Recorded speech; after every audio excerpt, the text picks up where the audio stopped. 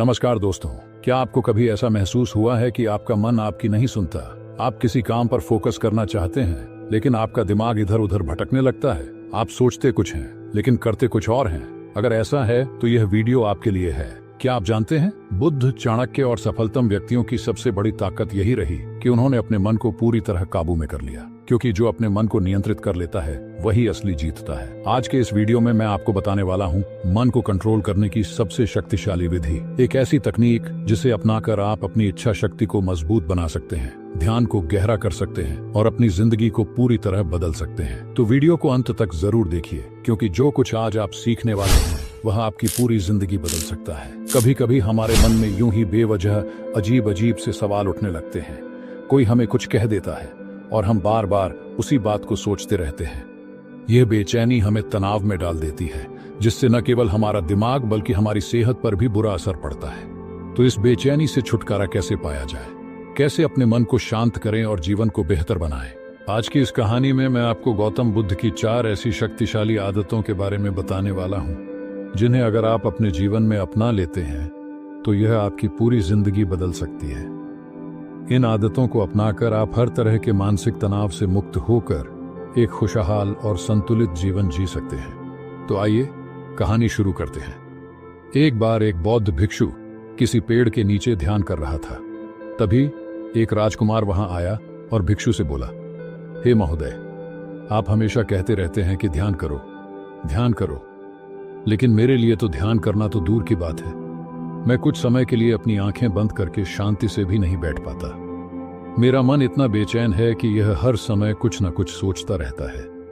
राजकुमार ने अपनी समस्या को आगे बढ़ाते हुए कहा, जब भी मैं ध्यान करने बैठता हूं तो विचारों का एक तूफान सा आ जाता है। बीते हुए पलों की यादें, भविष्य की चिंताएं और न जाने कितनी ही फालतू की बातें मेरे दिमाग में घूमने लगती हैं। मैं उन्हें रोकने की बहुत कोशिश करता हूं, लेकिन जितना रोकता हूं उतना ही मेरा मन और अशांत हो जाता है। नतीजा यह होता है कि मैं ध्यान तोड़कर उठ जाता हूं। इतना कहने के बाद राजकुमार ने भिक्षु की ओर देखा और विनम्रता से बोला, महोदय, कृपा करके मेरी इस समस्या का कोई समाधान बताइए। भिक्षु मुस्कुराए और बोले, समाधान तो तुम्हारे भीतर ही है, लेकिन पहले यह समझो कि तुम्हारा मन ही तुम्हारा सबसे बड़ा शत्रु बन गया है। सोचो, तुम्हारा ही मन है और वही तुम्हें कुछ देर के लिए आंखें बंद करके शांति से भी नहीं बैठने देता। तुमने इसे इतना आजाद कर दिया है कि यह तुम्हारी नहीं बल्कि अपनी मर्जी से चलने लगा है। राजकुमार ने सिर झुकाते हुए कहा, मैंने बहुत सोचा, लेकिन इस समस्या का कोई हल नहीं मिला, इसीलिए आपकी शरण में आया हूं। कृपया कोई मार्गदर्शन दीजिए। भिक्षु ने कुछ देर तक राजकुमार को ध्यान से देखा और फिर बोले, ठीक है, मैं तुम्हें अपने स्वामी गौतम बुद्ध की बताई गई 4 आदतों के बारे में बताऊंगा। अगर तुम इन 4 आदतों को छोड़ दोगे तो तुम्हारा मन शांत होने लगेगा और बेचैनी हमेशा के लिए समाप्त हो जाएगी। पहली आदत, दूसरों के मन को पढ़ने की कोशिश मत करो।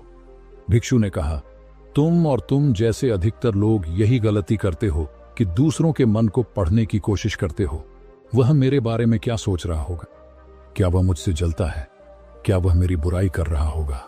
यही सोच तुम्हें सबसे ज्यादा बेचैन और परेशान करती है। अधिकतर लोग दूसरों के बारे में नकारात्मक धारणाएं बना लेते हैं।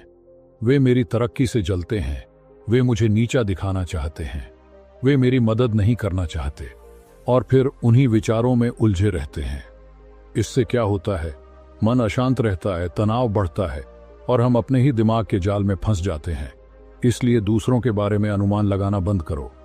अगर कुछ पढ़ना ही है तो अपने खुद के विचारों को पढ़ना शुरू करो। सोचो, कहीं तुम नकारात्मकता, शिकायत या दूसरों की बुराई करने की आदत के शिकार तो नहीं हो रहे? दूसरी आदत, अगर मैं असफल हो गया तो लोग क्या कहेंगे? यह सबसे बड़ा डर है जो तुम्हें रोकता है। तुम सोचते हो, अगर मैं फेल हो गया तो लोग हंसेंगे, अगर मैं गिर पड़ा तो लोग मजाक उड़ाएंगे। पर सच ये है कि लोगों का काम ही हंसना है। अगर तुम सफल हो जाओगे तो यही लोग तुम्हारी तारीफ करेंगे, तुम्हारी सफलता पर तालियां बजाएंगे, लेकिन असफलता पर उनका हंसना भी उतना ही स्वाभाविक है। तो फिर तुम अपनी असफलता पर इतने परेशान क्यों होते हो? याद रखना, असफलता सफल होने से भी ज्यादा जरूरी है।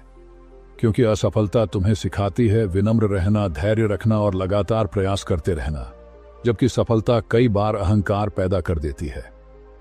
अब जरा रुको, एक छोटी सी बात।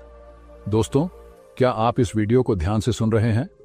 अगर हां, तो हमें यह जरूर बताइए कि आप इस वीडियो को कहां से देख रहे हैं। कमेंट में अपना शहर या गांव लिखिए ताकि हम आपको दिल से धन्यवाद दे सकें।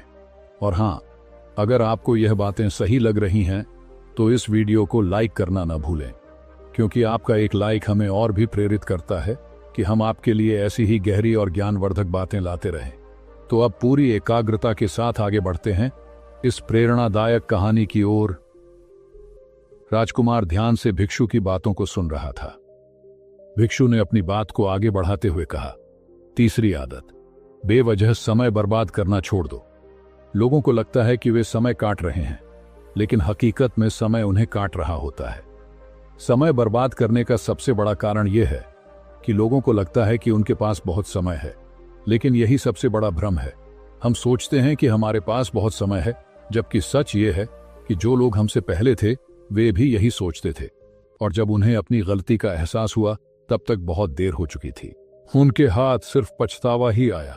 वे सोचते रह गए कि सारा जीवन व्यर्थ के कामों में बर्बाद कर दिया।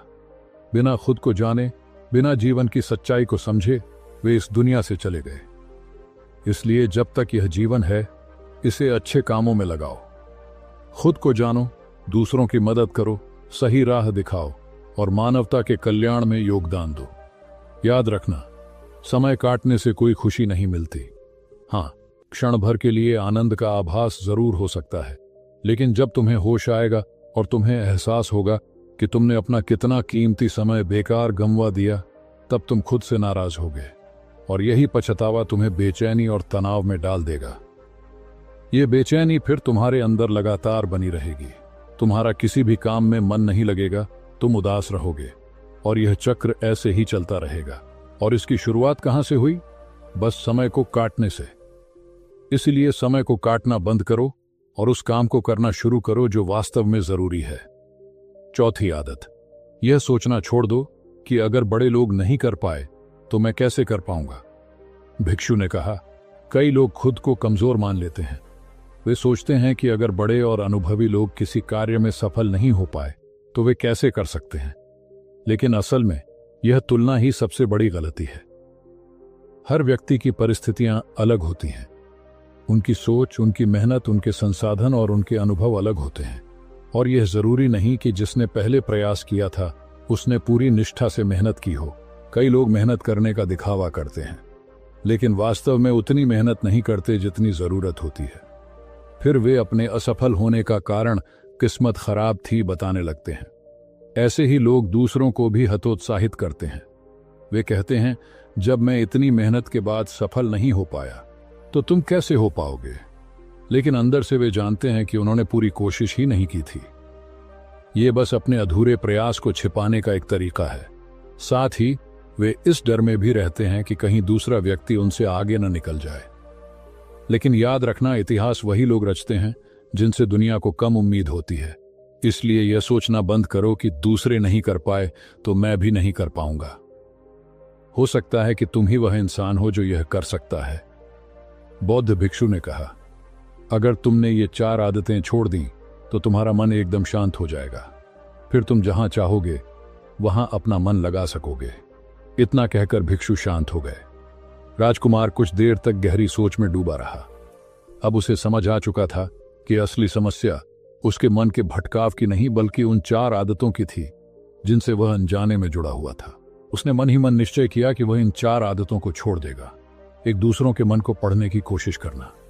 दूसरा, यह सोचना कि असफल हो गया तो लोग क्या कहेंगे।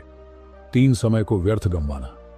4, यह सोचना कि जो बड़े लोग नहीं कर पाए वह मैं कैसे कर पाऊंगा।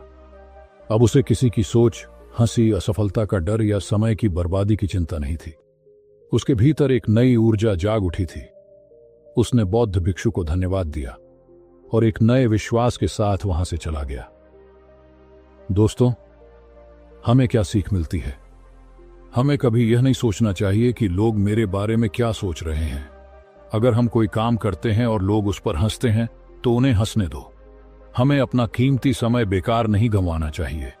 हमें यह भी नहीं सोचना चाहिए कि अगर कोई और असफल हो गया तो मैं भी असफल हो जाऊंगा, क्योंकि अगर हम सच्ची मेहनत करते हैं तो कोई भी लक्ष्य असंभव नहीं होता। अगर आपको यह कहानी पसंद आई हो तो इसे लाइक करें। कमेंट में बताइए कि यह कहानी आपको कैसी लगी और आप इसे कहां से देख रहे हैं। इसे अपने दोस्तों और परिवार तक शेयर करें ताकि वे भी इससे प्रेरणा ले सकें, और हमारे चैनल को सब्सक्राइब करें ताकि आगे भी ऐसी जीवन बदलने वाली कहानियां आपको मिलती रहें। तो दोस्तों, आगे बढ़ते हैं एक और ऐसी प्रेरणादायक कहानी की ओर जो आपको इस दुनिया का सबसे सफल व्यक्ति बनाने में मदद करेगी। यह कहानी इतनी शक्तिशाली है कि आप इसकी कल्पना भी नहीं कर सकते। तो चलिए बिना समय गंवाए शुरू करते हैं आज की यह अनमोल कहानी। नमस्ते दोस्तों, आज हम आपको फिर से धर्म का ज्ञान सुनाने जा रहे हैं। गौतम बुद्ध के जीवन की कुछ ऐसी सच्ची घटनाएं जिन्हें सुनकर शायद आप भी धर्म के मार्ग को अपनाने की प्रेरणा पाएं। गौतम बुद्ध जो करुणा, अहिंसा और ज्ञान के प्रतीक थे, उनके जीवन में कई चमत्कारी घटनाएं घटीं, लेकिन एक ऐसी घटना थी जिसे इतिहास के पृष्ठों में बहुत कम स्थान मिला है। यह वह समय था जब स्वयं मृत्यु के स्वामी मर्क शैतान बुद्ध के समक्ष उपस्थित हुए और एक शर्त रखी। ये केवल जीवन और मृत्यु की परीक्षा नहीं थी, बल्कि यह मानवता को एक अमूल्य सीख देने वाली घटना थी। एक दिन बुद्ध अपने शिष्यों के साथ राजगीर के एक विहार में ठहरे थे। वे गहरे ध्यान में मग्न थे। तभी अचानक आकाश में एक रहस्यमय ऊर्जा प्रकट हुई। पूरा वातावरण शांत और गहन हो गया। सभी शिष्य भयभीत होकर ऊपर देखने लगे। वहां मृत्यु के स्वामी मर्क शैतान आकाश में खड़े थे। उनकी गूंजती हुई आवाज आई, तथागत, तुमने हजारों लोगों को जन्म और मृत्यु के चक्र से मुक्त होने की शिक्षा दी है, लेकिन क्या तुम स्वयं इस चक्र से मुक्त हो सकते हो? मैं तुम्हें एक शर्त देता हूं। यदि तुम इस परीक्षा को पार कर लो तो मैं अपनी शक्ति त्याग दूंगा और पराजित हो जाऊंगा। पर यदि तुम असफल हुए तो तुम्हें मेरे साथ मृत्यु लोक में आना होगा। बुद्ध ने अपनी आंखें खोली, मुस्कुराए और बोले, मृत्यु से कौन डरता है जो पहले ही नश्वरता को स्वीकार कर चुका हो? बताओ, तुम्हारी शर्त क्या है? मर्क शैतान ने बुद्ध के सामने एक अद्भुत दृश्य प्रस्तुत किया। उन्होंने बुद्ध के प्रिय शिष्य आनंद और अन्य अनुयायियों को एक सुनहरे महल में विलासिता और भोग सुख में लीन दिखाया। फिर उन्होंने कहा, यदि तुम्हारे शिष्य इस वैभव और भोग से हटने को तैयार नहीं तो क्या तुम्हारी शिक्षाएं व्यर्थ नहीं हो जाएंगी? बुद्ध ने शांतिपूर्वक उत्तर दिया, सत्य को परखने के लिए समय की आवश्यकता होती है। यदि मेरे शिष्य मोह में फंस भी जाए तो भी वे अंततः सत्य को पहचान लेंगे। धन, वैभव और सुख अल्पकालिक हैं, परंतु आत्मज्ञान चिरस्थायी है। बुद्ध के इस उत्तर को सुनकर मर्क शैतान निरुत्तर हो गया, लेकिन उसने अगली परीक्षा की योजना बनाई। मर्क शैतान ने एक गांव के लोगों को उकसाया कि वे बुद्ध का अपमान करें और उन पर पत्थर फेंकें। जब बुद्ध वहां पहुंचे तो लोगों ने उन्हें भला बुरा कहा और पत्थर मारने लगे। शिष्यों ने उन्हें रोकने का प्रयास किया, लेकिन बुद्ध शांत भाव से खड़े रहे। उन्होंने कहा, जो शब्द और पत्थर मेरी आत्मा को नहीं छू सकते, वे मुझे कैसे क्षति पहुंचा सकते हैं? यदि ये लोग मुझसे क्रोधित हैं तो मैं उनके क्रोध को धैर्य और करुणा से शांत करूंगा। ये सुनकर गांव वाले चकित हो गए और उनका क्रोध धीरे धीरे शांत हो गया। बुद्ध की करुणा ने उन्हें उनके ही गुस्से से मुक्त कर दिया। मर्क शैतान यह देखकर असफलता महसूस करने लगा। अब मर्क शैतान ने बुद्ध के मन में भय उत्पन्न करने का प्रयास किया। उसने आकाश को घने अंधकार से ढक दिया। भयंकर आंधियां चलने लगीं और प्रेतों की भयावह आकृतियां बुद्ध के चारों ओर प्रकट हो गईं। शैतान गरजते हुए बोला, अब बताओ तथागत, क्या तुम अभी भी अपने मार्ग पर अडिग रहोगे या भय तुम्हें झुका देगा? बुद्ध ने अपनी आंखें बंद की, ध्यान में लीन हो गए और कहा, भय केवल एक भ्रम है। बुद्ध ने कहा, भय केवल तब तक अस्तित्व में रहता है जब तक हम इसे मानते हैं। मैं इस नश्वर संसार में अपने मार्ग से विचलित नहीं हो सकता। जैसे ही बुद्ध ने यह कहा, चारों ओर फैला अंधकार धीरे धीरे समाप्त होने लगा और मर्क शैतान का छल विफल हो गया। लेकिन उसने अभी हार नहीं मानी। अहंकार की परीक्षा अब मर्क शैतान ने अपनी सबसे शक्तिशाली परीक्षा रखी। उसने बुद्ध को एक ऐसा दृश्य दिखाया जहां वे समस्त ब्रह्मांड के सबसे बड़े ज्ञानी के रूप में पूजे जा रहे थे। उसने बुद्ध को यह विश्वास दिलाने का प्रयास किया कि वे सबसे महान हैं और किसी और की आवश्यकता नहीं है। बुद्ध मुस्कुराए और बोले, ज्ञान का मार्ग अहंकार से नहीं बल्कि विनम्रता से चलता है। यदि मैं स्वयं को सबसे बड़ा समझ लूं तो यह मेरी पराजय होगी। सच्चा ज्ञान वह है जिसमें मैं किसी से ऊपर या नीचे नहीं बल्कि सबके साथ हूं। मर्क शैतान इस अंतिम परीक्षा में भी असफल हो गया। उसे स्वीकार करना पड़ा कि बुद्ध की आध्यात्मिक शक्ति के सामने उसकी सभी चालें व्यर्थ थीं। उसने सिर झुका लिया और वहां से चला गया। बुद्ध की शिक्षा इसके बाद बुद्ध ने अपने शिष्यों को एक और महत्वपूर्ण शिक्षा दी। सत्य को कोई हरा नहीं सकता और जो करुणा व धैर्य के मार्ग पर चलता है वह सदा विजय प्राप्त करता है। बुद्ध की इस विजय ने उनके अनुयायियों को एक नई प्रेरणा दी। इस कहानी से हमें क्या सीख मिलती है? 1. मृत्यु का भय समाप्त करना। यह कहानी हमें सिखाती है कि मृत्यु से डरने की आवश्यकता नहीं है बल्कि हमें अपने जीवन को सार्थक बनाना चाहिए। 2. धैर्य और संयम। बुद्ध ने हर चुनौती का सामना धैर्य और संयम से किया। इससे हमें यह प्रेरणा मिलती है कि जीवन में कठिनाइयों से घबराने के बजाय हमें उनका समाधान खोजना चाहिए। 3. सही और गलत का भेद। मर्क शैतान की चालाकियों से हमें यह सीखने को मिलता है कि सत्य और असत्य में भेद करना कितना आवश्यक है।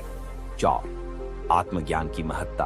बुद्ध की विजय यह दर्शाती है कि भौतिक शक्ति से अधिक आत्मज्ञान ही सबसे बड़ी शक्ति है। 5. अहंकार से मुक्ति। यह कहानी हमें सिखाती है कि सच्चा ज्ञान प्राप्त करने के लिए अहंकार का त्याग आवश्यक है। गौतम बुद्ध करुणा और ज्ञान के प्रतीक थे। वे समस्त संसार को जन्म मरण के चक्र से मुक्त करने का उपदेश देते थे। लेकिन एक घटना ऐसी थी जिसे बहुत कम लोग जानते हैं। एक यात्रा जो उन्होंने मृत्यु के बाद के संसार में की। यह कोई साधारण यात्रा नहीं थी बल्कि नरक लोक की गुप्त यात्रा, जहां स्वयं मर्क शैतान उनसे एक शर्त लगाने के लिए तैयार था। नरक लोक का निमंत्रण। एक दिन बुद्ध अपने शिष्यों के साथ श्रावस्ती में ठहरे थे। रात्रि का समय था और वे गहरे ध्यान में लीन थे। तभी एक अद्भुत प्रकाश प्रकट हुआ और उसमें एक काली छाया उभरी। यह कोई और नहीं बल्कि स्वयं मर्क शैतान था। मर्क शैतान ने कहा, तथागत, तुमने लोगों को जन्म और मृत्यु के चक्र से मुक्ति का मार्ग दिखाया है, लेकिन क्या तुमने कभी मृत्यु के बाद की वास्तविकता देखी है? क्या तुम जानते हो कि जो तुम्हारे मार्ग का अनुसरण नहीं करते वे किस पीड़ा में जाते हैं? यदि तुम में साहस है तो मेरे साथ नरक लोक की यात्रा करो। बुद्ध मुस्कुराए और बोले, यदि यह यात्रा अन्य जीवों के कल्याण के लिए होगी तो मैं इसके लिए तैयार हूं। मर्क शैतान ने अपने हाथ उठाए और एक भंवर सा उत्पन्न हुआ। बुद्ध ने अपनी आंखें बंद की और जब खोली तो वे एक भयावह स्थान पर थे। चारों ओर गहरा अंधकार था और दूर दूर तक चीखें सुनाई दे रही थीं। नरक लोक का दृश्य। बुद्ध ने पहली बार नरक लोक का अनुभव किया। उन्होंने देखा कि वहां कई तरह की यातनाएं थीं। कुछ लोग जलते हुए तेल में डूब रहे थे, कुछ को लोहे की तपती सलाखों से दंडित किया जा रहा था। यह सब देखकर बुद्ध के मन में करुणा उमड़ आई। अज्ञान में जीने वालों की सजा। मर्क शैतान ने बुद्ध को एक विशेष कोष्ठक में ले जाया जहां उन आत्माओं को रखा गया था जिन्होंने जीवन भर अज्ञान में रहकर दूसरों को धोखा दिया था।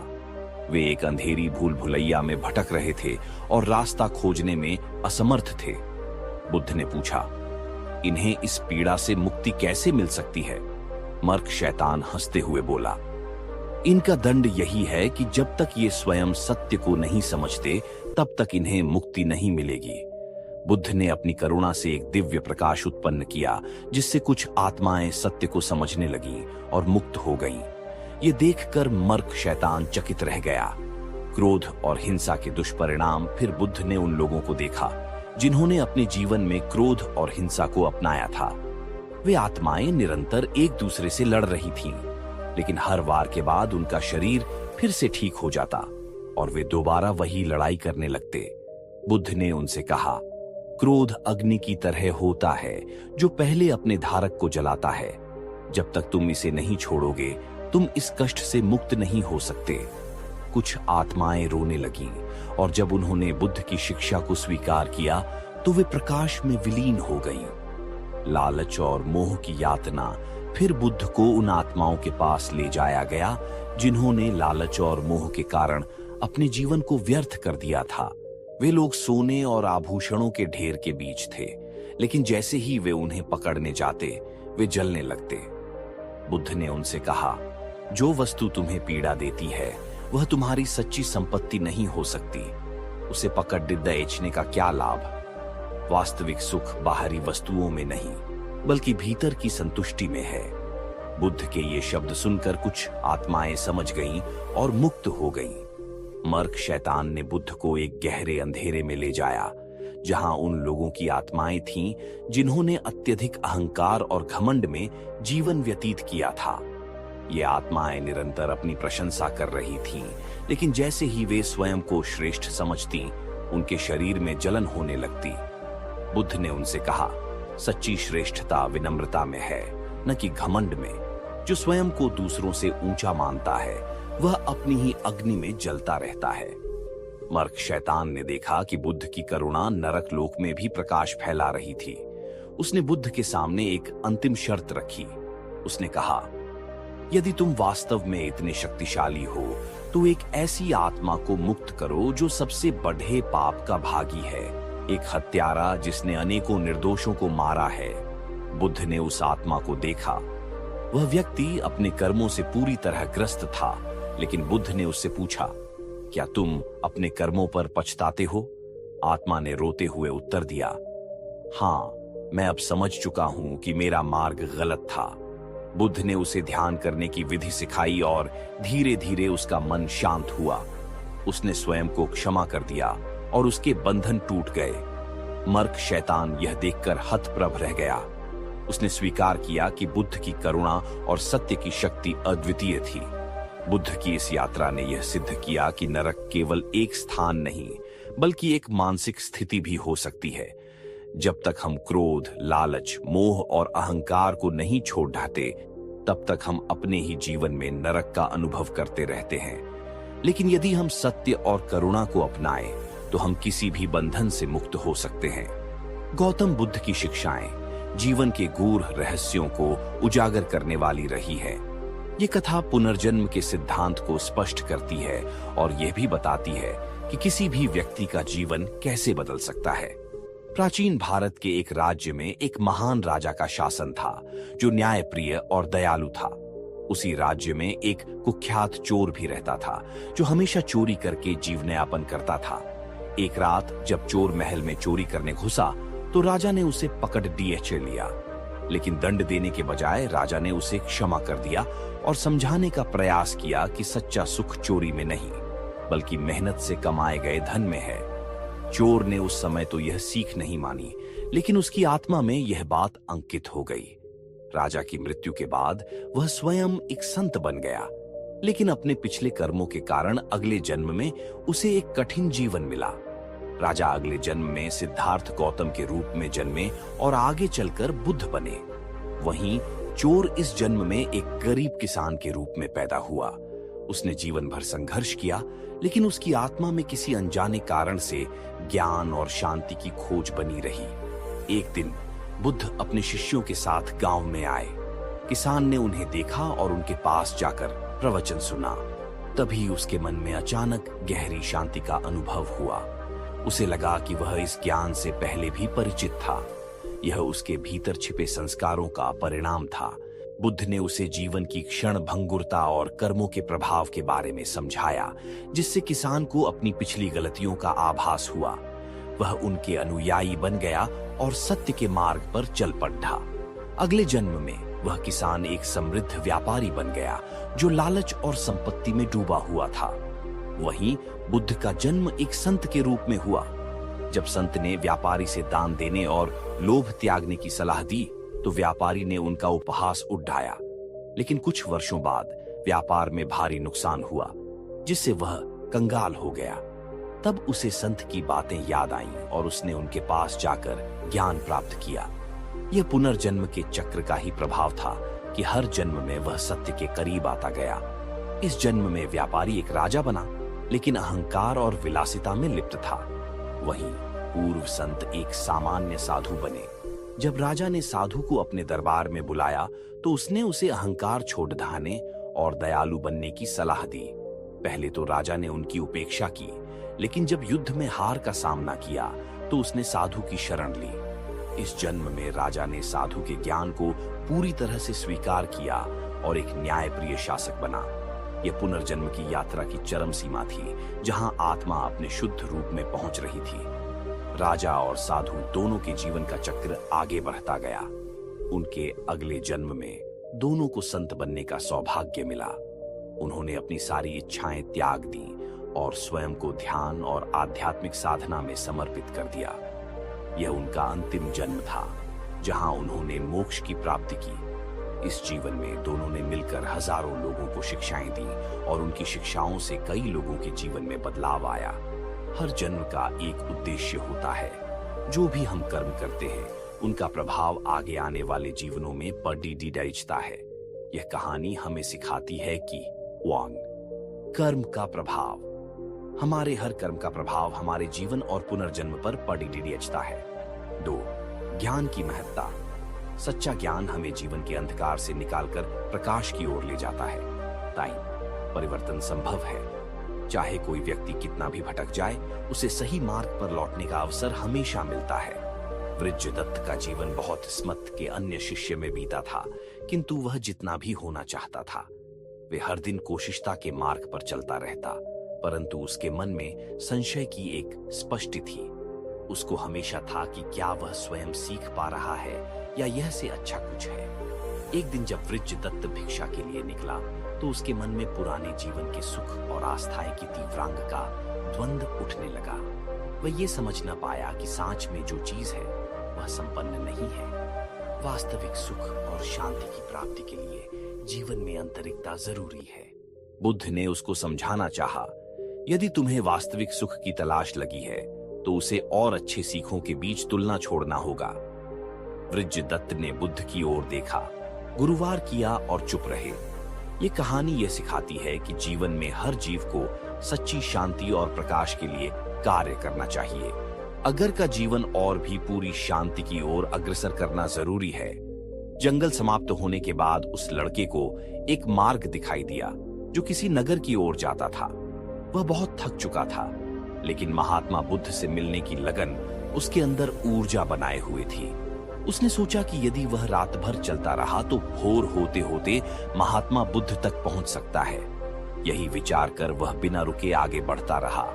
रात का समय हो चुका था और अंधेरा घना था। मार्ग पर चलना कठिन होता जा रहा था, लेकिन उसके हृदय में जल रही जिज्ञासा और प्रेरणा की लौ उसे आगे बढ़ने को प्रेरित कर रही थी। तभी उसने देखा कि रास्ते में एक साधु ध्यानस्थ अवस्था में बैठे हैं। लड़का उनके पास जाकर रुका और विनम्रता पूर्वक प्रणाम कर बोला, महोदय, क्या आप बता सकते हैं कि महात्मा बुद्ध इस समय कहां होंगे? मैं उनसे मिलने जा रहा हूं। साधु ने धीरे से अपनी आंखें खोलीं और मुस्कुराते हुए बोले, बेटा, महात्मा बुद्ध का मार्ग कठिन है, लेकिन जो सच्चे हृदय से प्रयास करता है उसे सफलता अवश्य मिलती है। तुम थक चुके हो, पहले विश्राम कर लो, फिर प्रातःकाल आगे बढ़ना। लड़के को साधु की बात उचित लगी, लेकिन उसके मन में एक और संघर्ष चल रहा था। यदि वह रुका तो समय नष्ट हो जाएगा और महात्मा बुद्ध उससे और आगे निकल सकते हैं। उसने साधु से कहा, महोदय, मैं रुका तो मेरी यात्रा अधूरी रह सकती है। मुझे अभी ही आगे बढ़ना होगा। साधु ने फिर मुस्कुराकर कहा, यात्रा केवल पैरों से नहीं, मन से भी की जाती है। यदि मन अशांत हो तो यात्रा कठिन हो जाती है। मन शांत हो तो बाधाएं भी अवसर बन जाती हैं। तुम निर्णय स्वयं लो, लेकिन अपने उद्देश्य को मत भूलो। लड़के ने साधु की बातों को सुना और विचार किया। उसने महसूस किया कि उसकी थकान वास्तव में उसके संकल्प को कमजोर बना रही थी। अगर वह थका रहेगा तो ठीक से चल भी नहीं पाएगा। उसने तय किया कि वह कुछ समय के लिए विश्राम करेगा और फिर प्रातः होते ही अपनी यात्रा जारी रखेगा। अगली सुबह सूरज की पहली किरण के साथ लड़का पुनः यात्रा पर निकल पड़ा। अब वह पहले से अधिक ऊर्जावान और आत्मविश्वास से भरा था। कुछ ही घंटों के भीतर वह उस स्थान पर पहुंच गया जहां महात्मा बुद्ध अपने शिष्यों को उपदेश दे रहे थे। लड़के की आंखों में खुशी के आंसू थे। उसने जल्दी से जाकर बुद्ध को प्रणाम किया और उनके चरणों में कमल का फूल अर्पित कर दिया। महात्मा बुद्ध ने प्रेम पूर्वक उसकी ओर देखा और कहा, बेटा, तुम्हारी यात्रा केवल बाहरी नहीं थी, ये तुम्हारे अंदर की यात्रा थी। तुमने न केवल अपने शरीर को परिश्रम में डाला, बल्कि अपने मन के संशयों को भी पार किया। यही सच्ची यात्रा है। अब पूछो जो भी प्रश्न तुम्हारे मन में है। लड़के ने अपनी आंखें बंद कर लीं और महसूस किया कि उसकी यात्रा ने ही उसके सभी प्रश्नों के उत्तर दे दिए थे। उसे समझ में आ चुका था कि जीवन में सच्ची प्रेरणा और ज्ञान तभी प्राप्त होता है जब हम अपने लक्ष्य की ओर पूरी निष्ठा और समर्पण से बढ़ते हैं। वह बुद्ध के चरणों में बैठ गया और उनके ज्ञान को आत्मसात करने लगा। जैसे जैसे लड़का अपने सफर में आगे बढ़ता गया, उसने महसूस किया कि जब वह अपने लक्ष्य पर केंद्रित रहता है, तब उसकी राह की मुश्किलें छोटी लगने लगती हैं। यह सत्य तो हर किसी पर लागू होता है, फिर चाहे वह कोई छात्र हो या कोई व्यापारी। जब भी हम खुद पर संदेह करने लगते हैं, तब वही संदेह हमारी सबसे बड़ी बाधा बन जाता है। लेकिन जब हम अपने उद्देश्य को याद रखते हैं, तो वही बाधाएं हमें कमजोर नहीं कर पाती। लड़के ने यह समझ लिया कि उसे अपने लक्ष्य पर ध्यान केंद्रित रखना होगा और धीरे धीरे लेकिन निरंतर आगे बढ़ते रहना होगा। उसने अपनी सारी चिंताओं को पीछे छोड़ दिया और महात्मा बुद्ध से मिलने के संकल्प के साथ यात्रा जारी रखी। लेकिन चलते चलते उसकी थकान बढ़ने लगी और प्यास के कारण उसका गला सूखने लगा। जैसे ही उसने जंगल पार किया, उसे सामने एक छोटी सी कुटिया दिखाई दी। कुटिया में एक सुंदर स्त्री रहती थी। लड़का कुटिया के पास पहुंचा और उस स्त्री से पानी मांगा। स्त्री ने उसे पानी पिलाया और फिर जिज्ञासावश पूछा, तुम महात्मा बुद्ध से मिलने क्यों जा रहे हो? लड़के ने उत्तर दिया, मेरे मन में कई प्रश्न हैं जिनके उत्तर मुझे महात्मा बुद्ध से चाहिए और मेरे पास केवल यह एक ही अवसर है, इसलिए मुझे उनसे मिलना ही है। स्त्री को लड़के की बातें सुनकर उसके प्रति आकर्षण महसूस हुआ। वह उसे पसंद करने लगी थी और उसे रोकना चाहती थी। उसने लड़के से आग्रह किया, आज की रात तुम यहीं रुक जाओ। वैसे भी शाम ढल चुकी है और जल्द ही रात होने वाली है। ऐसे में यात्रा करना मुश्किल होगा। पास के गांव में शादी हो रही है, वहां नाच गाना, स्वादिष्ट भोजन और बहुत आनंद होगा। क्यों ना तुम आज यहीं रुक जाओ। लड़के ने स्त्री की सुंदरता को देखा और मन ही मन सोचने लगा, यदि मैं इसे मित्र बना लूं तो मेरा जीवन आनंदमय हो जाएगा। वैसे भी आज रात मैं महात्मा बुद्ध से मिल नहीं सकता, तो क्यों न मैं यहीं ठहर जाऊं। लड़का सोच में डूब गया और स्त्री से बोला, मैं कुछ देर में सोचकर बताता हूं। वह इस विषय पर विचार ही कर रहा था कि तभी उसे महात्मा बुद्ध की वह बात याद आई जिसने उसे प्रेरित किया था। उसे यह एहसास हुआ कि वह यहाँ किस मकसद से आया है। उसने खुद से सवाल किया, क्या मैं यहाँ इस स्त्री से मिलने के लिए आया हूं? नहीं, मेरा लक्ष्य कुछ और है। और फिर यह स्त्री आज मुझे पसंद कर रही है, लेकिन कल किसी और को भी पसंद कर सकती है। अगर मैं यहाँ रुक गया तो शायद मैं अपने जीवन का सबसे बड़ा अवसर खो दूंगा। लड़के ने तुरंत ही कमल के फूल की ओर देखा और उसका उद्देश्य फिर से स्पष्ट हो गया। उसने बिना किसी संकोच के स्त्री को मना कर दिया और अपने रास्ते पर आगे बढ़ चला। लेकिन जैसे जैसे वह आगे बढ़ता गया, उसे अपने निर्णय पर थोड़ा अफसोस होने लगा। उसके मन में यह विचार आया, अगर मुझे महात्मा बुद्ध नहीं मिले तो क्या मैंने इस स्त्री को छोड़कर गलती की? लेकिन जब उसने कुछ देर और यात्रा की तो उसका मन शांत हुआ और उसे यह एहसास हुआ कि यदि वह वहां रुक जाता तो वह अपने उद्देश्य से भटक जाता और उसकी यात्रा व्यर्थ हो जाती। रात्रि होने को थी और वह तेजी से अपने मार्ग पर बढ़ता जा रहा था। तभी उसे रास्ते में एक बुजुर्ग व्यक्ति मिले। लड़के ने उनसे पूछा, बाबा, मैं महात्मा बुद्ध से मिलना चाहता हूं। पिछले गांव में मुझे किसी ने बताया कि वे इसी रास्ते से आगे गए हैं। क्या आप बता सकते हैं कि वे किस दिशा में गए होंगे? बुजुर्ग व्यक्ति ने जवाब दिया, बेटा, लगता है कि तुमसे कोई गलती हो गई है। यहां से कोई भी आचार्य या महात्मा नहीं गुजरे हैं।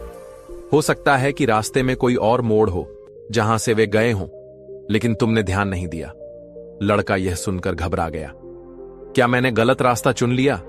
अगर मैं वापस जाऊंगा तो बहुत पीछे छूट जाऊंगा, और अब तो अंधेरा भी होने वाला है। मेरे पास न तो कोई रहने का ठिकाना है और न ही भोजन। मेरी पूरी यात्रा बेकार हो जाएगी। मुझे पूरा यकीन था कि मैं महात्मा बुद्ध से मिलूंगा, लेकिन अब यह असंभव लगता है।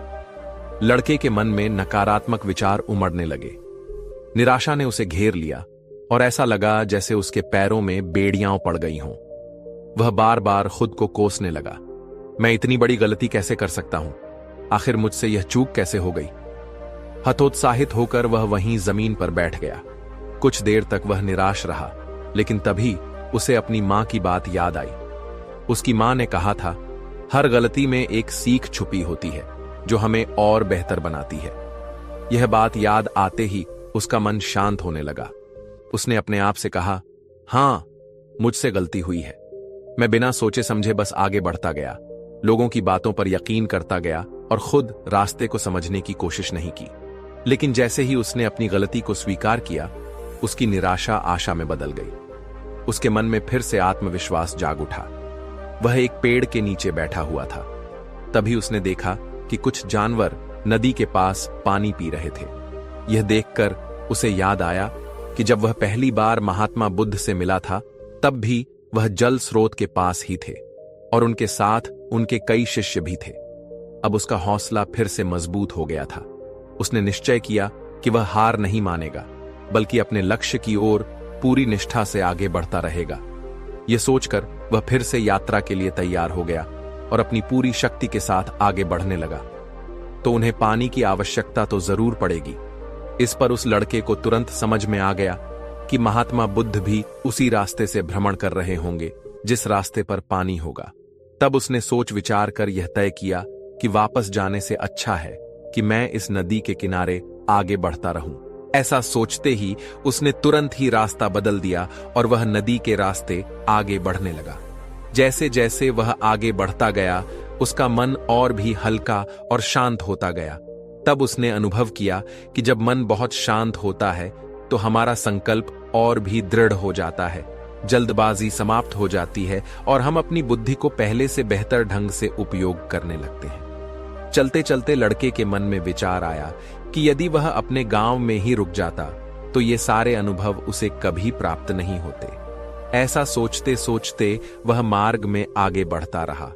तभी उसे महात्मा बुद्ध के कुछ शिष्य दिखाई दिए, जिन्हें देखकर वह अत्यंत प्रसन्न हुआ। उसने अपनी गति और तेज कर दी और अंततः 2 दिनों के लंबे सफर के बाद महात्मा बुद्ध तक पहुंच गया।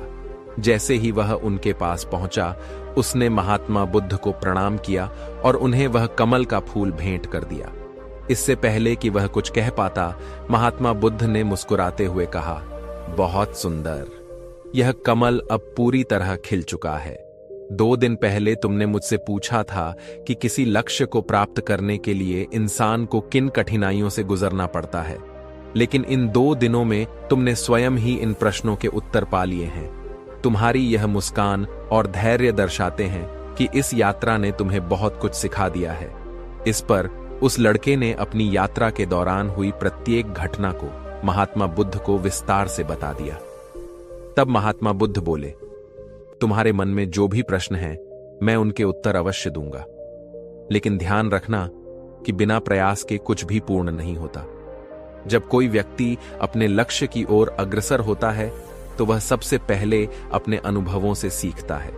धीरे धीरे उसका विवेक जागृत होता है और वह दूसरों के अनुभवों और गलतियों से भी सीखने लगता है। किसी भी लक्ष्य को प्राप्त करने के लिए 3 प्रमुख बाधाएं होती हैं और जब इनका निवारण कर लिया जाता है तभी सफलता प्राप्त होती है। महात्मा बुद्ध आगे कहते हैं, सबसे पहले अपने उद्देश्य को पहचानो और उसके प्रति पूर्ण समर्पण करो, जैसे तुमने यह कमल का फूल मुझ तक पहुंचाने का निश्चय किया था। यही तुम्हारा लक्ष्य था और जब तुम्हें इसका बोध हो गया तब तुम्हारे मन के सभी संदेह समाप्त हो गए। जब भी तुम इस फूल को देखते थे तुम्हें अपना उद्देश्य याद आ जाता था। दूसरी बात, किसी भी यात्रा में डर और संशय हमेशा आते हैं। तुम्हारे मन में भी यह चिंता थी कि तुम मुझ तक पहुंच पाओगे या नहीं, जंगल पार कर पाओगे या नहीं, क्योंकि तुमने पहले कभी ऐसा नहीं किया था। मार्ग में कई बाधाएं आईं, लेकिन जब हम अपना ध्यान रुकावटों से हटाकर अपने लक्ष्य पर केंद्रित करते हैं तो सारी रुकावटें स्वयं ही छोटी लगने लगती हैं और हम उन्हें पार कर लेते हैं। तीसरी बात, असली शक्ति इच्छाओं को पूरा करने में नहीं बल्कि उन्हें नियंत्रित करने में होती है। जब कोई व्यक्ति अपने लक्ष्य की ओर बढ़ते हुए आकर्षणों में फंस जाता है तो उसकी यात्रा कभी पूर्ण नहीं हो सकती। इस यात्रा के दौरान तुमने अपने फूल को हमेशा अपने पास रखा, ठीक वैसे ही अपने लक्ष्य को भी हमेशा अपने सामने रखना चाहिए। यदि हमारा लक्ष्य हमारे सामने होगा तो हम सही निर्णय ले सकेंगे, अन्यथा हमारे मन में उठने वाले संदेह और शंकाएं हमें भ्रमित कर सकती हैं और हमें गलत राह पर ले जा सकती हैं। अंत में महात्मा बुद्ध ने कहा, संशय से सावधान रहो और अपने संकल्प को मजबूत बनाओ। संदेह व्यक्ति को भटकाने का सबसे बड़ा कारण होता है। जब तुम्हारा मन संदेह से मुक्त होगा तभी तुम अपने लक्ष्य को प्राप्त कर सकोगे। इसके बाद महात्मा बुद्ध ने लड़के को आशीर्वाद दिया और उसे विदा कर दिया। इस कहानी से हमें यह सीख मिलती है कि यदि हम अपने लक्ष्य के प्रति समर्पित रहें, बाधाओं से विचलित न हों और अपने उद्देश्य को सदैव अपने सामने रखें, तो हम निश्चित रूप से अपने लक्ष्य को प्राप्त कर सकते हैं। राजकुमार की बातें सुनकर भिक्षु मुस्कुराए और बोले, तो फिर अगले 15 दिनों के लिए तुम्हें मेरे आश्रम में रहना होगा और एक साधारण व्यक्ति की तरह जीवन जीना होगा। इस दौरान तुम अकेले रहोगे, चुपचाप रहोगे और जितना संभव हो सके कम बोलोगे। राजकुमार भिक्षु की बातों से सहमत हो गया। पहले दिन उसे महसूस हुआ कि उसका मन सामान्य से अधिक विचलित था। उसके मन में तरह तरह के विचार आ रहे थे और वह आम लोगों की तरह जीवन जीने में असहज महसूस कर रहा था। उसे अंदर से बोलने की इच्छा हो रही थी, लेकिन उसने खुद को शांत रखा और एक शब्द भी नहीं बोला। वह मन मारकर चुपचाप बैठा रहा। लेकिन जैसे जैसे रात हुई, उसके भीतर शांति का अनुभव होने लगा। यह उसके लिए एक अजीब अनुभव था। उसने स्वयं से पूछा, मैं अंदर से इतना शांत और खुश क्यों महसूस कर रहा हूं? मेरी चिंता और बेचैनी कम क्यों हो रही है? अगले दिन वह अकेले बैठा और प्रकृति को निहारने लगा। उसने पहली बार महसूस किया कि उसके चारों ओर कितनी सुंदरता है, पौधे, फूल, आकाश में उड़ते पक्षी।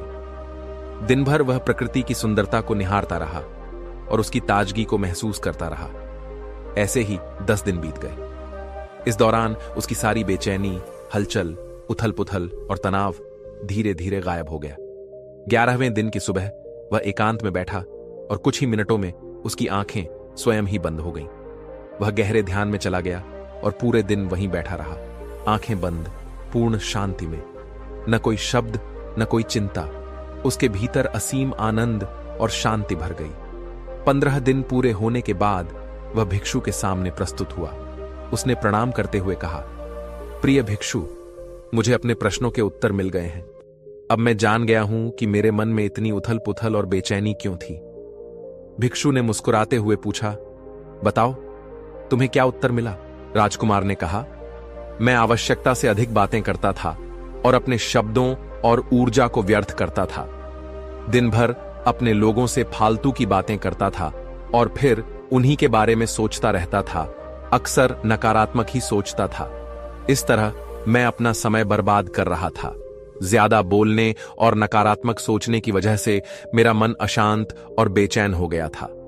मैं किसी भी काम को ठीक से नहीं कर पा रहा था और लगातार असफल हो रहा था। इन असफलताओं के कारण मैं और भी उदास और चिड़चिड़ा हो गया था। इन सब चीजों की वजह से मेरा जीवन बर्बाद हो रहा था।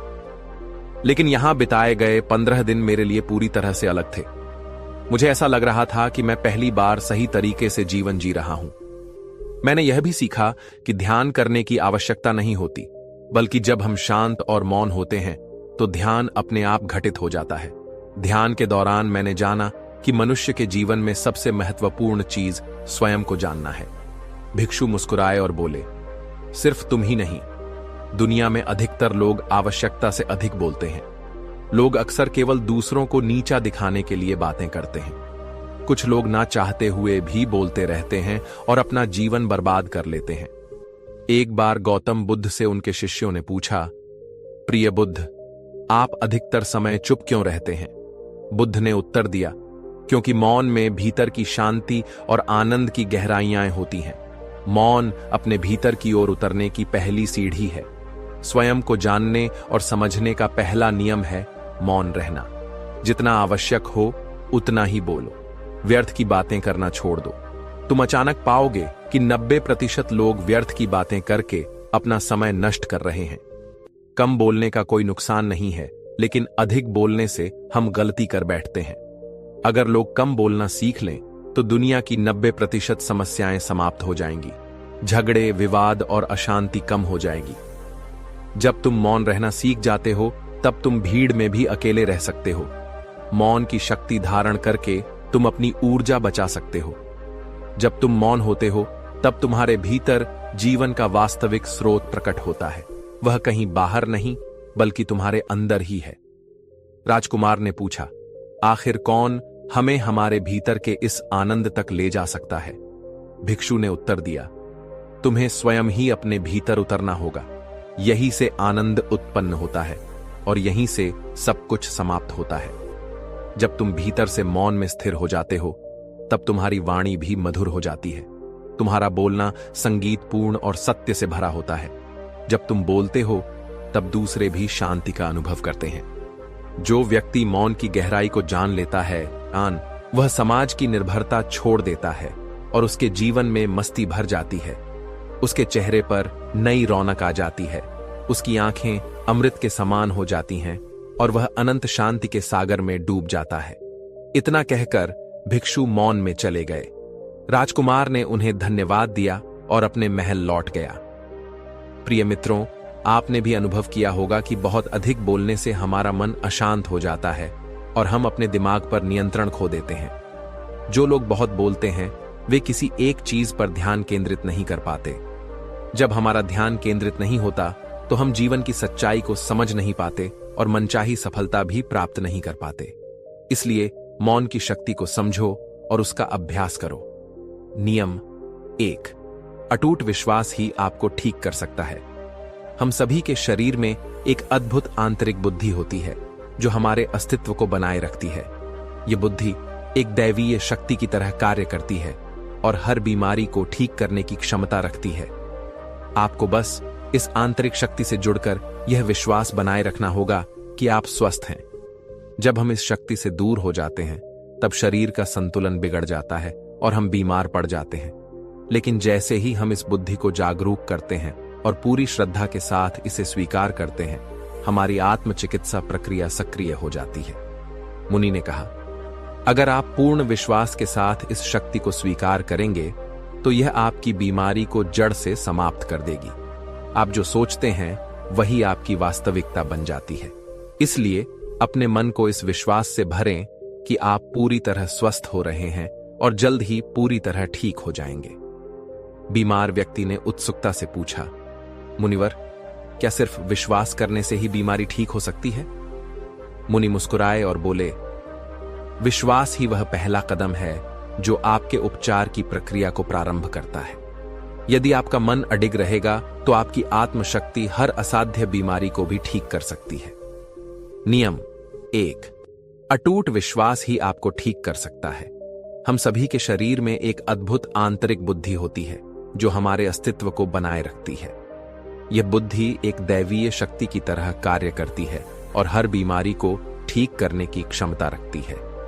आपको बस इस आंतरिक शक्ति से जुड़कर यह विश्वास बनाए रखना होगा कि आप स्वस्थ हैं। जब हम इस शक्ति से दूर हो जाते हैं तब शरीर का संतुलन बिगड़ जाता है और हम बीमार पड़ जाते हैं। लेकिन जैसे ही हम इस बुद्धि को जागरूक करते हैं और पूरी श्रद्धा के साथ इसे स्वीकार करते हैं, हमारी आत्मचिकित्सा प्रक्रिया सक्रिय हो जाती है। मुनि ने कहा, अगर आप पूर्ण विश्वास के साथ इस शक्ति को स्वीकार करेंगे तो यह आपकी बीमारी को जड़ से समाप्त कर देगी। आप जो सोचते हैं वही आपकी वास्तविकता बन जाती है। इसलिए अपने मन को इस विश्वास से भरें कि आप पूरी तरह स्वस्थ हो रहे हैं और जल्द ही पूरी तरह ठीक हो जाएंगे। बीमार व्यक्ति ने उत्सुकता से पूछा, मुनिवर, क्या सिर्फ विश्वास करने से ही बीमारी ठीक हो सकती है? मुनि मुस्कुराए और बोले, विश्वास ही वह पहला कदम है जो आपके उपचार की प्रक्रिया को प्रारंभ करता है। यदि आपका मन अडिग रहेगा तो आपकी आत्मशक्ति हर असाध्य बीमारी को भी ठीक कर सकती है। नियम 1, अटूट विश्वास ही आपको ठीक कर सकता है।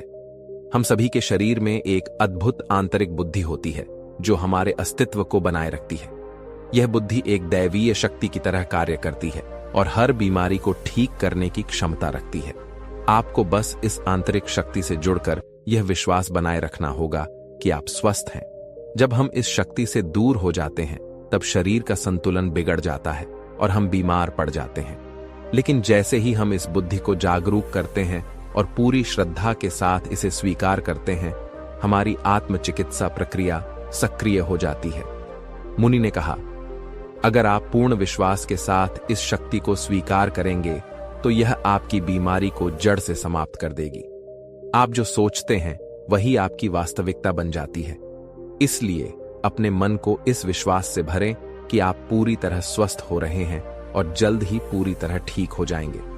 बीमार व्यक्ति ने उत्सुकता से पूछा, मुनिवर, क्या सिर्फ विश्वास करने से ही बीमारी ठीक हो सकती है? मुनि मुस्कुराए और बोले, विश्वास ही वह पहला कदम है जो आपके उपचार की प्रक्रिया को प्रारंभ करता है। यदि आपका मन अडिग रहेगा तो आपकी आत्मशक्ति हर असाध्य बीमारी को भी ठीक कर सकती है। जब हम अतीत में जीते हैं तो पछतावे से भर जाते हैं। जीवन की असली सुंदरता वर्तमान में जीने में ही है। जो लोग अतीत की कड़वी यादों में उलझे रहते हैं वे अपने आज को पूरी तरह नहीं जी पाते। अतीत में जीना ऐसा ही है जैसे कोई पुरानी बात हमारे दिमाग में घर कर गई हो और वहां गांठें बना रही हो। यदि कोई व्यक्ति बीमार है तो उसे अपने वर्तमान पर ध्यान देना चाहिए और खुद से कहना चाहिए, मैं स्वस्थ हूं, मैं प्रसन्न हूं। जब हम यह विश्वास करते हैं कि हम इस क्षण में ठीक हैं तो हमारा मस्तिष्क ऐसे रसायनों का उत्पादन करने लगता है जो हमारे स्वस्थ होने की प्रक्रिया को तेज कर देते हैं। लेकिन वर्तमान में कैसे जिया जाए, इसके लिए हमें अपनी सांसों पर ध्यान देना होगा, अपने शरीर की जागरूकता बढ़ानी होगी और अपने आसपास के माहौल को पूरी तरह से देखना व महसूस करना होगा। जब हम अपने आसपास की चीजों के प्रति सतर्क होते हैं तो हमारा मानसिक तनाव कम होने लगता है और हमारी निर्णय लेने की क्षमता बढ़ जाती है। ऐसा करने से हमें अपने मन की भीतरी परतों को समझने का अवसर मिलता है। धीरे धीरे हम जानने लगते हैं कि कौन सी चीजें हमारे तनाव का कारण बनती हैं। जब हम इसे पहचान लेते हैं तो जीवन में बड़ा बदलाव आने लगता है। हम नकारात्मक सोच को त्यागने लगते हैं और हर कार्य में सफलता देखने लगते हैं। हमारा अवचेतन मन कल्पना और वास्तविकता में भेद नहीं कर पाता। इसलिए यदि हम खुद को स्वस्थ व्यक्ति के रूप में देखेंगे तो हमारा दिमाग उसी दिशा में काम करना शुरू कर देगा। अरबी नियम 5, खुद से प्रेम करें। वर्षों बीत जाते हैं लेकिन अधिकतर लोग खुद से कभी बातचीत नहीं करते। उन्हें यह तक नहीं पता होता कि उन्हें वास्तव में क्या पसंद है, किस चीज से खुशी मिलती है। वे खुद के साथ समय बिताना भूल जाते हैं। यदि आप स्वस्थ रहना चाहते हैं तो सबसे पहले खुद को अपनाना और प्रेम करना सीखें। खुद की अहमियत को समझें। कई पुरुष और महिलाएं अपने कर्तव्यों और जिम्मेदारियों के बोझ में खुद को खो देते हैं। जिस दिन आप खुद को समझने और स्वीकार करने लगते हैं उसी दिन से आपकी जिंदगी में नकारात्मकता दूर होने लगती है। जब आप खुद की कीमत समझते हैं तो यह दर्शाता है कि आप खुद से सच्चा प्रेम करते हैं। दातिका नियम 6, सकारात्मक सोच विकसित करें। हर सुबह जागते ही खुद से यह प्रश्न करें, मैं अपने सर्वश्रेष्ठ रूप में कैसे रह सकता हूं? अधिकांश लोग सुबह उठते ही अपनी समस्याओं के बारे में सोचने लगते हैं, जिनमें से अधिकतर उनके अतीत की चिंताओं से जुड़ी होती है। हर समस्या के साथ कोई न कोई भावना जुड़ी होती है और जब हम इन्हें याद करते हैं तो नकारात्मकता हावी हो जाती है। इससे बचने के लिए अगले 7 दिनों तक सुबह जागते ही सकारात्मक विचारों के साथ अपने दिन की शुरुआत करें। जब भी सुबह उठें, खुद से कहें, आज का दिन मैं प्रसन्नता और ऊर्जा के साथ जीऊंगा। हर दिन अपने दिमाग में एक ऐसी छवि बनाएं जिसमें आप पूरी तरह से स्वस्थ और खुशहाल हों। रोजाना 10 मिनट तक आंखें बंद करके ध्यान करें और कल्पना करें कि आप धीरे धीरे स्वस्थ हो रहे हैं। यह प्रक्रिया आपके अवचेतन मन को सकारात्मक संदेश भेजेगी और आपके शरीर को तेजी से ठीक करने में सहायक होगी। नियम 7, अपने जीवन का उद्देश्य खोजें। अक्सर लोग निराश और बीमार इसलिए हो जाते हैं क्योंकि उन्हें अपने जीवन का कोई उद्देश्य नजर नहीं आता। जब किसी व्यक्ति को यह महसूस होता है कि उसका जीवन निरर्थक है, तो वह जल्दी ही तनाव और अवसाद में घिरने लगता है। लेकिन जीवन में एक स्पष्ट लक्ष्य होना न केवल मानसिक शांति देता है, बल्कि शरीर को भी स्वस्थ बनाए रखने में सहायक होता है। यदि हर सुबह आपके पास बिस्तर से उठने का कोई ठोस कारण होगा, तो आपका दिन ऊर्जा से भरा रहेगा। जब हम अपने जीवन के उद्देश्य से जुड़े होते हैं, तो हम अधिक प्रसन्न, उत्साहित और आत्मविश्वासी महसूस करते हैं। इसके साथ ही जब हम भीतर से खुश होते हैं, तो हमारा शरीर भी खुद को अधिक स्वस्थ बनाने के लिए सक्रिय हो जाता है। नियम 8, गहरी सांसें लें। हर दिन कुछ मिनटों के लिए अपनी रीढ़ सीधी करके बैठें और लंबी गहरी सांसें लें। जब हम गहरी सांस लेते हैं, तो हमारे शरीर में अधिक मात्रा में ऑक्सीजन पहुंचती है, जिससे हमारी रोग प्रतिरोधक क्षमता मजबूत होती है। यह न केवल हमारी प्रतिरोधक शक्ति को बढ़ाता है, बल्कि शरीर में जमा हुई नकारात्मक ऊर्जा को भी बाहर निकालता है, जिससे हम अधिक ऊर्जावान और स्वस्थ महसूस करने लगते हैं। जब हम अतीत में जीते हैं, तो पछतावे से भर जाते हैं। जीवन की असली सुंदरता वर्तमान में जीने में ही है। जो लोग अतीत की कड़वी यादों में उलझे रहते हैं, वे अपने आज को पूरी तरह नहीं जी पाते। अतीत में जीना ऐसा ही है जैसे कोई पुरानी बात हमारे दिमाग में घर कर गई हो और वहां गांठें बना रही हो। यदि कोई व्यक्ति बीमार है, तो उसे अपने वर्तमान पर ध्यान देना चाहिए और खुद से कहना चाहिए, मैं स्वस्थ हूं, मैं प्रसन्न हूं। जब हम यह विश्वास करते हैं कि हम इस क्षण में ठीक हैं, तो हमारा मस्तिष्क ऐसे रसायनों का उत्पादन करने लगता है जो हमारे स्वस्थ होने की प्रक्रिया को तेज कर देते हैं।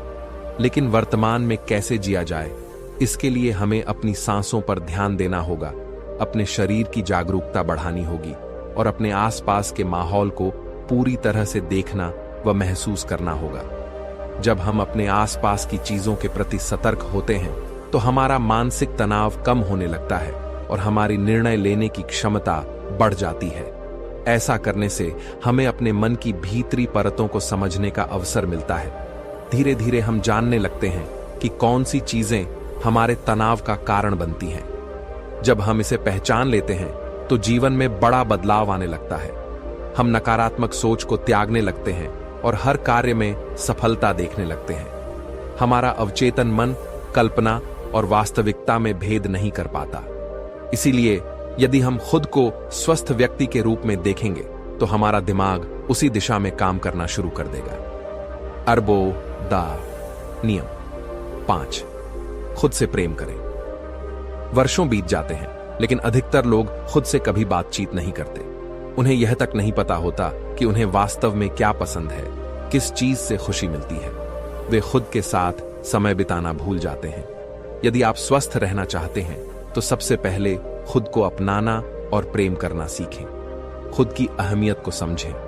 कई पुरुष और महिलाएं अपने कर्तव्यों और जिम्मेदारियों के बोझ में खुद को खो देते हैं। जिस दिन आप खुद को समझने और स्वीकार करने लगते हैं, तो यह दर्शाता है कि आप खुद से सच्चा प्रेम करते हैं। डबल ला नियम 6, सकारात्मक सोच विकसित करें। हर सुबह जागते ही खुद से यह प्रश्न करें, मैं अपने सर्वश्रेष्ठ रूप में कैसे रह सकता हूं। अधिकांश लोग सुबह उठते ही अपनी समस्याओं के बारे में सोचने लगते हैं, जिनमें से अधिकतर उनके अतीत की चिंताओं से जुड़ी होती है। हर समस्या के साथ कोई न कोई भावना जुड़ी होती है, और जब हम इन्हें याद करते हैं, तो नकारात्मकता हावी हो जाती है। इससे बचने के लिए अगले 7 दिनों तक सुबह जागते ही सकारात्मक विचारों के साथ अपने दिन की शुरुआत करें। जब भी सुबह उठें, खुद से कहें, आज का दिन मैं प्रसन्नता और ऊर्जा के साथ जीऊंगा। हर दिन अपने दिमाग में एक ऐसी छवि बनाएं जिसमें आप पूरी तरह से स्वस्थ और खुशहाल हों। रोजाना 10 मिनट तक आंखें बंद करके ध्यान करें और कल्पना करें कि आप धीरे धीरे स्वस्थ हो रहे हैं। यह प्रक्रिया आपके अवचेतन मन को सकारात्मक संदेश भेजेगी और आपके शरीर को तेजी से ठीक करने में सहायक होगी। नियम 7, अपने जीवन का उद्देश्य खोजें। अक्सर लोग निराश और बीमार इसलिए हो जाते हैं क्योंकि उन्हें अपने जीवन का कोई उद्देश्य नजर नहीं आता। जब किसी व्यक्ति को यह महसूस होता है कि उसका जीवन निरर्थक है, तो वह जल्दी ही तनाव और अवसाद में घिरने लगता है। लेकिन जीवन में एक स्पष्ट लक्ष्य होना न केवल मानसिक शांति देता है, बल्कि शरीर को भी स्वस्थ बनाए रखने में सहायक होता है। यदि हर सुबह आपके पास बिस्तर से उठने का कोई ठोस कारण होगा, तो आपका दिन ऊर्जा से भरा रहेगा। जब हम अपने जीवन के उद्देश्य से जुड़े होते हैं, तो हम अधिक प्रसन्न, उत्साहित और आत्मविश्वासी महसूस करते हैं।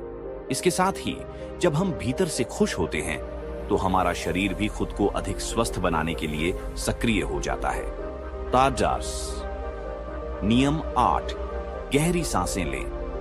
हर दिन कुछ मिनटों के लिए अपनी रीढ़ सीधी करके बैठें और लंबी गहरी सांसें लें। जब हम गहरी सांस लेते हैं, तो हमारे शरीर में अधिक मात्रा में ऑक्सीजन पहुंचती है, जिससे हमारी रोग प्रतिरोधक क्षमता मजबूत होती है।